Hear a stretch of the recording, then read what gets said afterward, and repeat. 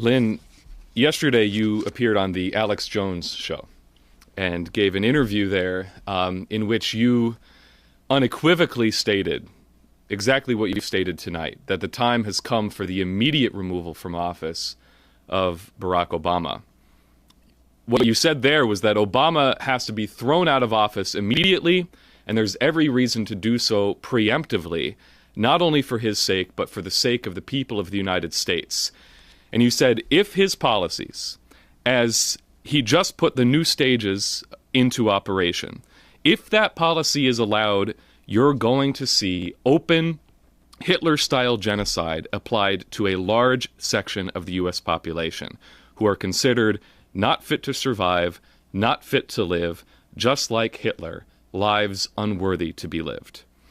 And in that interview, you said that across the nation, we're seeing an explosion in this determination, what you called a rising tide of determination to throw this guy out of office. That's the mood out there, and it's increasing at a rapid rate. Now, I just wanted to cite two examples of that. First of all, earlier this week, a very high-level elected official, the Lieutenant Governor of Texas, a man named David Dewhurst, surprised a lot of people by openly calling for Obama's impeachment.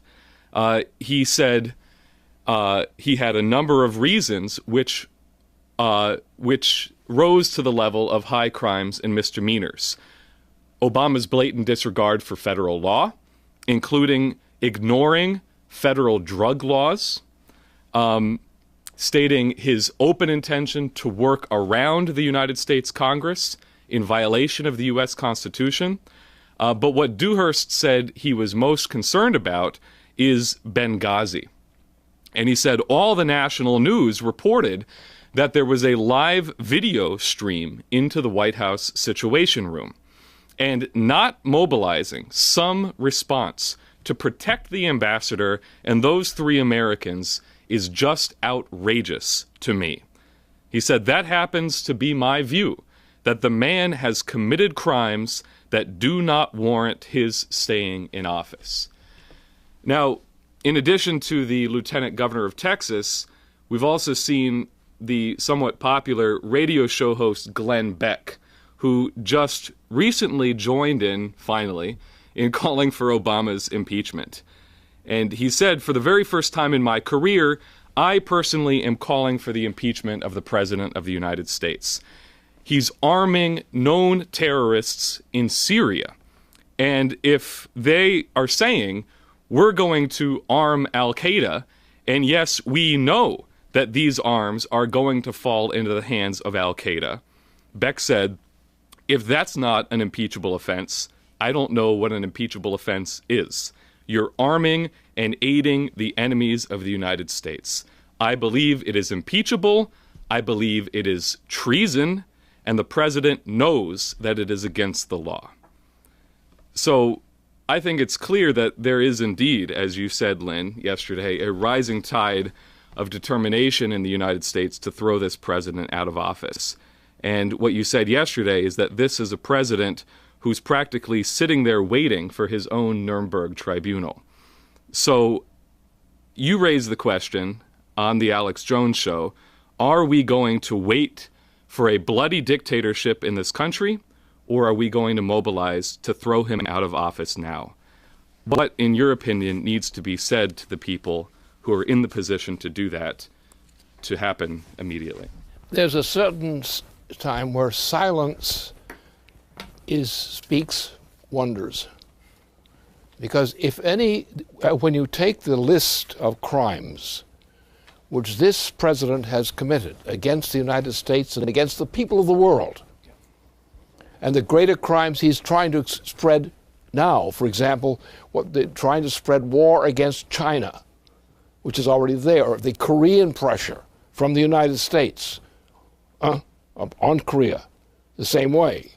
So you see that this thing that's been done, the crushing and destruction of Western and Central Europe, the genocide, virtual genocide against Greece in particular, the threats against other nations, Spain, Portugal, and so forth, all coming from the same source of policy, the Queen and her Dutch relative. And who are, by the way, these were the original sponsors, together with Bush, the Bush family.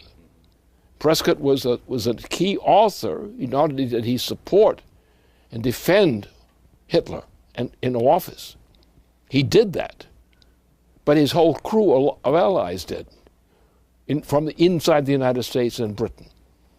The same thing has been going on again. They have destroyed the sovereignty of the nations of Western and Central Europe. They have destroyed that sovereignty. And it started because a French president, who was no damn good, actually, was a key in that instrument. But it was done by whom? By George H.W. Bush, then a president of the United States, and then vice president as well, in this and that crew. They did it. So you've got the Bush family, which has a Hitler pedigree, to their grandfather, original grandfather, now Prescott Bush, a Hitler supporter. You'll find that all around all the people who that particular Wall Street interest were all the same thing. So the time has come that the question is, are we going to have a human species? Now, there's one aspect of this thing you've got to take into mind. The level of warfare today is thermonuclear warfare. We have a number of nations who are on the target list of the Obama and his allies, which include Russia and China and possibly India and other countries. Any war which occurs among this circle of nations, of adversaries, would be a thermonuclear war. A thermonuclear war would be the probable extinction of the human species, because merely going to the level of warfare and mobilization and weaponry, to do that, to conduct such warfare successfully, or supposedly, would actually cause reactions throughout the planet, which would be the extinction of the human species. There is no moral excuse. There's no justification in view of Obama's role in this complex and his advocacies in this complex.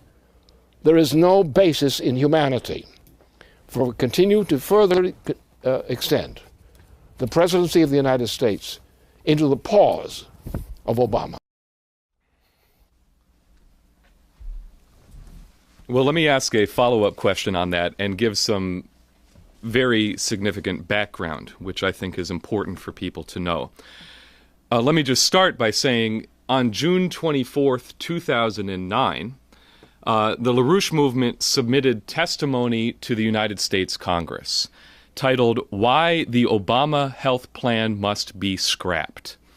That written testimony began by saying, "We have determined that the fundamental premises of this program, as represented by OMB Chief Peter Orszag, his health advisor Ezekiel Emanuel, and the President himself, are identical to those which underlay the genocidal program for eliminating the unrehabilitatable sick in the Hitler regime.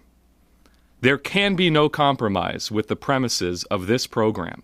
If it is successful, it will lead to genocide, and not only in healthcare, since OMB Chief Orszag has already announced that after healthcare, he intends to reform, i.e. slash, Social Security next." The testimony goes on to cite the origins of Hitler's genocide program, which started with a memo written by Hitler personally on October of 1939 titled, "The Destruction of Lives Unworthy of Life," in which he declares that Reichsleiter Böhler and Dr. Brandt are charged with the responsibility for expanding the authority of physicians to be designated by name to the end that patients considered incurable, according to the best available human judgment of their state of health, can be accorded a mercy death. And as a result of that memo, a working group for sanatoriums and nursing homes was set up at 4 Tiergartenstrasse in Berlin. And they prepared a questionnaire to categorize the specific individuals who would be targeted for these so-called mercy deaths. The 4 categories were: 1, patients who suffered from diseases which rendered them unemployable, including schizophrenia, epilepsy, senility, paralysis, feeble-mindedness, and the like. 2, patients who had been institutionalized for at least 5 years. 3, patients who are criminally insane. And 4, non-Germans. According to this questionnaire, which was circulated to all the hospitals in Germany, an independent board of experts then reviewed each case and put a dash mark or an X, signifying whether the patient lived or died. Now, Dr. Leo Alexander, who was the chief medical advisor to the United States Chief Counsel for War Crimes during the Nazi doctors' trial in the Nuremberg tribunals, wrote the following in the New England Journal of Medicine after the Nuremberg trials concluded. He said, "Whatever proportions these crimes finally assumed, it became evident to all who investigated them that they had started from small beginnings. The beginnings at first were merely a subtle shift in emphasis in the basic attitude of the physicians. It started with the acceptance of the attitude, which is basic in the euthanasia movement, that there is such a thing as a life not worthy to be lived. This attitude in its early stages concerned itself merely with the severely and chronically sick. Gradually, the sphere of those to be included in this category was enlarged to encompass the socially unproductive, the ideologically unwanted, and finally, all non-Aryans. But it is important to realize that the infinitely small wedge-in lever from which this entire trend of mind received its impetus was the attitude towards the non-rehabilitatable sick." Now, Lynn, when you first identified Obamacare as a carbon copy of Hitler's T4 back in 2009 and put the Hitler mustache on Obama, leading Democrats went hysterical and screamed that your warnings were extreme, were over the top. But just this past week, we've received reports that there's been a sudden change in attitude among certain layers of the Democratic Party leadership, who are now beginning to realize that you were right all along, and that your warnings about the killer fascist tendency of this president are now being proven totally correct. So, in light of that change, I wanted to invite you to elaborate on this in the context that we find ourselves in now. What we have is a global phenomenon, this horror show, which has destroyed the nations of Western and Central Europe already. They no longer have freedom, any freedom to speak of, so to speak. They're under management by the joint Dutch-British imperial system. And that whole center of Europe, central part of Europe, is now being butchered, plainly butchered. The thing is now being spread in terms of the Obama administration's role in the attempt to start a war against China. And this is very serious, an attempted war against China, where Korea refused to deal with Obama's administration on the basis of this, that they would not tolerate this attempt to start a war using Korea against China. So we're in the same kind of thing now. And on top of that, there is no possibility now, as long as Obama is not removed from office, for cause, elementary cause. If he's not removed from office, then those who do not work to remove him from office are guilty. They're guilty of the same crime as Adolf Hitler because they condone it. Because that's what the danger was with the Germans. The German people began to give in to Hitler. They're giving in to Hitler even before the war was the same kind of crime. It was a crime against humanity, which had already started in 1939, openly. And it was backed by Prescott Bush, who was the person who first intervened to allow Hitler to become the Chancellor of Germany, and who in effect made him and supported him, together with other pro-Nazi people in the British system and in the Bush family's system too. So the Bush family, since that time, including George H.W. Bush, including Bush, and this operation is the same criminal tendency, but in a more or less diluted form or disguised form. But that's what the policy is. And the Bush family's role in this is prominent all the way through. It is a Bush family problem, especially the family of Prescott Bush. And that's the problem. Do we in the United States have a sense of honor which refuses to deal justly with our own people for the sake of giving opportunities to that Bush family? Now, and also remember, there's another crime. 9/11. 9/11, even though they have all these special protocols around to try to deny the truth, 9/11 was a product of the British monarchy, the Saudi kingdom, including the leading Saudi figure right now, who is involved in that. They did 9/11. And then the Bush family went ahead and pushed through a cover-up of 9/11, when in point of fact it was the Saudi leader who had been, at that point, was the ambassador to the United States. This Saudi leader personally is involved in setting up 9/11, personally. And he's now the head of the, still ahead of the Arabian system. So that's what the problem is. Therefore, what you see is a stink of corruption permeating our own institutions of government through these mechanisms. And the time has come, we will not save the United States.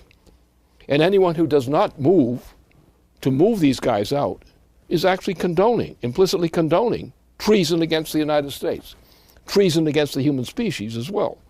Because the intention here is global. We have now 7 billion people on this planet, estimated. And the Queen of England, together with her Dutch accomplices, has set forth a policy for reduction of the human population as rapidly as possible from 7 billion people to 1 or less. That is the policy of the Queen of England. That is the policy of the Dutch system. The Dutch were actually much ahead of their British cousins in terms of this kind of genocide. And that's where we stand. We are at the point where anyone who raises funny questions about my charges against Obama and his predecessors and the Bushes is wrong. And their wrongness in the fact that they have great influence in the nation means that their wrongness, it borders into clearly criminal intentions.